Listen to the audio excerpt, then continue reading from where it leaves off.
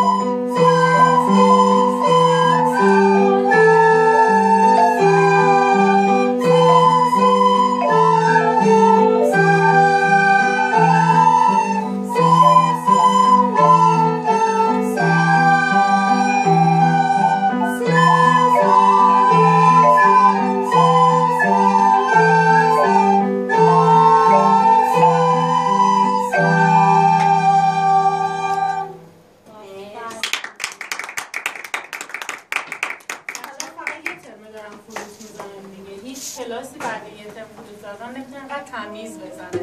واسه کاری به تعداد آهنگ و اینا نداریم که هرچند خیلی هم خوبه 2 تا آهنگ در یه ترم. معمولا هر آهنگ یه دونه، هر ترم یه دونه آهنگ. ولی خیلی تمیز زدن، همشون فوق‌العاده‌ن واقعا. حالا دونه بذاریم صبر کن من که منظم باشیم دونه دونه میگیم.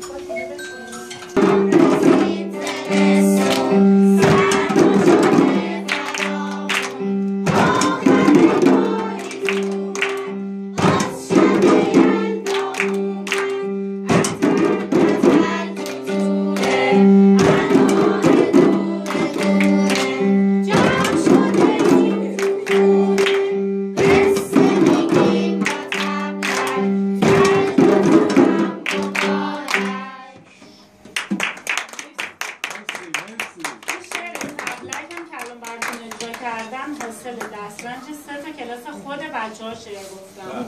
من و نازنین فقط اینا رو هم چسبون. شعر مال خود بچه‌ها. بچه‌ها وامیستین، سرپا وایسی. هم جمع شید نزدیک هم وایسی. نزدیک اون تخته بریم. مواظب بنز دوستاتون باشین وان هست. که ننه سرما ننه سرما رو بغل کنید. بغلش کنید. نازنین جان شما